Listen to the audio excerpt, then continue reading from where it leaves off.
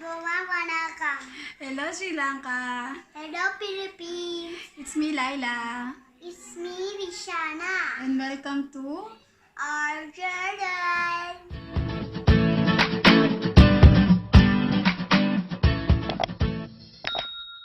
Konda Kavum. Hi guys! So, suba alot Avurudu Bewa.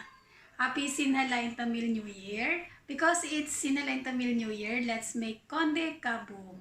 Konda Kavum. So, Konda Kavum guys is Sri Lankan sweet, also known as oil cake. So it's made from rice flour and kithul or sugar palm. So it's given and consumed during Sinhala New Year. And konde guys means hair, because the shape of it looks like when you tie your hair. How Shana and me tie our hair. It looks like that.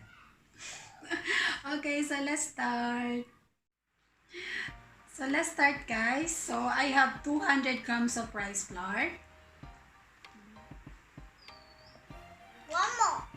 And 100 grams of wheat flour. And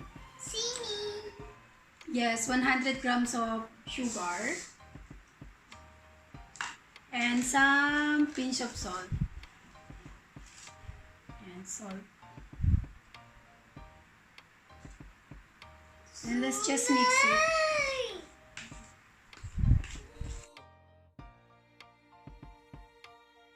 So after that, just make hole on the center because we will pour the kithul there.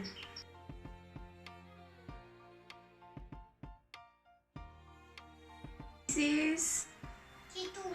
200 ml of kithul. Let's pour on the center.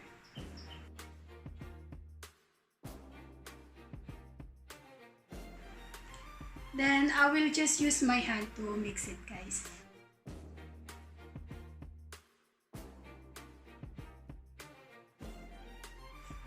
And put 100 ml of warm water.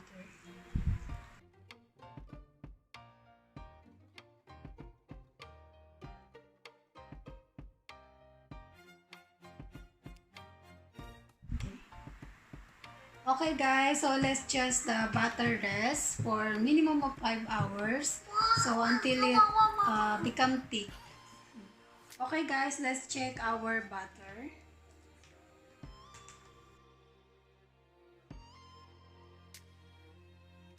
Let's start to cook. So I already heat the pan and I put cooking oil. And I have pointed stick here. It will help us to form the konde.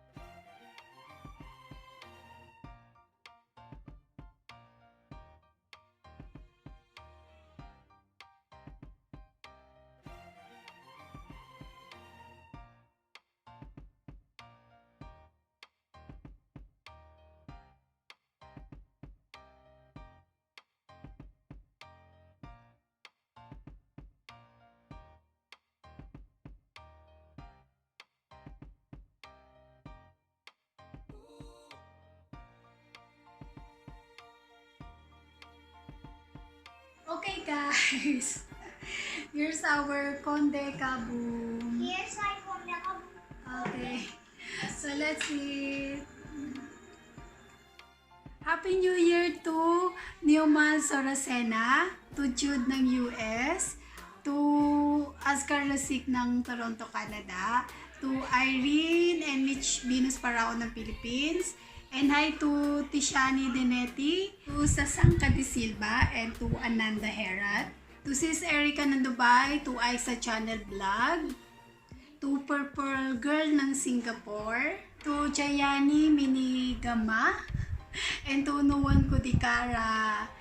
Happy New Year guys! Thank you for always watching. Say bye to them. Bye bye. Bye bye!